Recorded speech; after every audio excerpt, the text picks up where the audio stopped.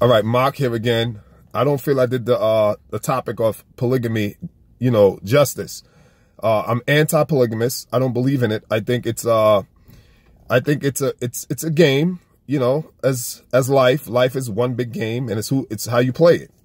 But here's why I do not believe scientifically that the scientific data does not support polygamy. And what I mean by that is the scientific data states that sexual polarity, which is the attractive force between your masculine and feminine energy. So it's the attractive force, the measurement of the attractive force between two parties. But it is the equal distribution of that energy, and it's called sexual polarity. So when there's an equal balanced distribution of the masculine and the feminine energy and the attractive force between those two parties, you're at what's called sexual polarity or polarization.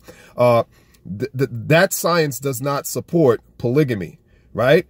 Just like in a battery has an equal distribution of electrons and protons, right? And the electrons travel towards the protons, and in so traveling, we receive the energy, which for work, right? So we can do work with the energy from the battery. But there must be an equal distribution of that energy. So you take that science and you apply it to polygamy. The data does not back up the lifestyle of polygamous relationships. The science, again, does not back it up, does not support it. And if you look at digging further into science, when you look at an atom, within an atom is a nucleus, right? The nucleus have within it what's called protons. Outside of the nucleus is what's called electrons. And the protons inside of the nucleus attracts the electrons because the protons are positive, the electrons are negative. Here we go again, masculine, feminine. You see, even in science, we find the masculinity, femininity concept. And because of the positive charged protons, they attract the electrons. So the electrons are always going to be attracted to the proton, which is the inside of the nucleus. But what's more important is this: outside the nucleus, each electron exists in what's called a shell, or a valence shell, valence electron shell. That shell, think of the solar system. It's several layers, right? You have several layers. So on each floor, there are electrons, 1, 2, 3, 4. The further away the electron is from the proton, the least attractive force there is. I'll say that again. The further out the electron is from the proton, the least attractive force there is. So if you're a sixth degree of separation woman, you're a woman who's in a polygamous relationship, and there's 5 other women beneath you or in that relationship with you, and you're 4th, 5th, 6th degree of separation. The further out you are, the least attractive force there is for your feminine energy. And if the least attractive force there is for your feminine energy, then you become what's called depolarized. And if you're depolarized, that means you're unstable. You're destabilized and depolarized, and therefore you are now in an tense state. You're operating, meaning not you physically, but your entity, your energy, your feminine energy will be operating in an imbalanced state indefinitely.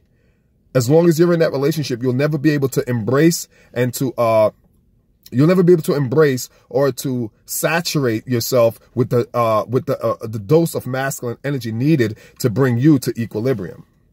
You being, again, your feminine energy. So the science does not there is no science there to support or to back up a polygamous lifestyle. So again, what is there to back it up is uncontrolled lust. I mentioned this in the previous video. Machinations of man's minds. What's there to support it is unbridled loins.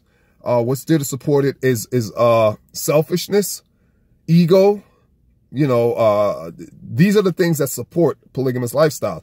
Economics, that too. Because I've heard the argument that a lot of people are supporting polygamous lifestyles because of the economics, right? We can pool our resources together more that way. But who are you pooling your resources more together for? Who are you pooling your resources more together for? The man in that relationship. He's the center of that relationship. And he does not have, as I mentioned before, he does not have enough pull in terms of his masculine energy for all 5, 6, 7 women. It's just not, it's too much feminine energy, not enough masculine energy. Again, there is a dichotomy there. There's a dichotomy in the dynamics. So, the economic argument, I can see, them making that argument, but who's the beneficiary of that economic argument? The man is. And so the man who uses the economic angle to support polygamy is no different than the pimp. That's the pimp. That's the pimp's ideology. That's the pimp's tenet. You know, that's the pimp's tenets. That's the pimp argument. A pimp uses women to support his lifestyle. All the fancy cars, all the lavish lifestyle, the fancy suits. Who do you think pays for that? So the guy who would use the economic argument to justify polygamy is no different than the pimp who uses economics to satisfy his lifestyle. So the economic argument does not support polygamy either. Okay. Me and my wife, or you and your wife, or you and your spouse, you and your partner, can have what's called reciprocal sexuality, there's a reciprocal polarity, right? And when there's reciprocal polarity, meaning there's an equal distribution between both masculine and feminine energy, you don't have to worry about economics, because the purpose of the masculine and feminine energy is to make you be your optimal self.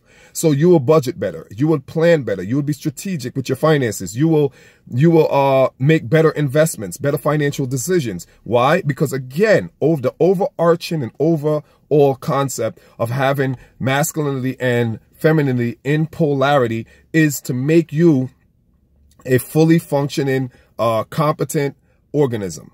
Right? Very competent, very optimal, your optimal self. So finances and economics will not be a problem for a couple who's in polarity, because in being in polarity, your consciousness, your awareness, your ability to calculate, to recalibrate, to have foresight and insight, and to again make good economic and financial decisions will be optimal. You'll be running on all four cylinders. You'll be burning all four cylinders, right? So you'll just be a better person, and you and your partner will be able to make better financial decisions and set yourselves up economically so that you can be financially viable and independent. So the argument that, the argument being used to justify polygamy in terms of economics is no different than the pimp. So, people, you got to be wise. And you have to be intelligent and understand that, people will dupe and deceive you, and people will fall for anything if they don't stand for something. So you got to make sure you know where you are, who you are, where you stand in this world, and what's your goal, what's your purpose, what do you want for your life, and not get caught up in these winds of doctrines. There's all kind of winds blowing out there, and ideologies and ideas and concepts, and there's trillions and billions of concepts floating around out there. If you're not strong in who you are, if you don't know who you are and where you stand as a man and as a woman, then you'll fall into this polygamous nonsense. But again, it's not supported by the science. Okay? Till next time. Peace.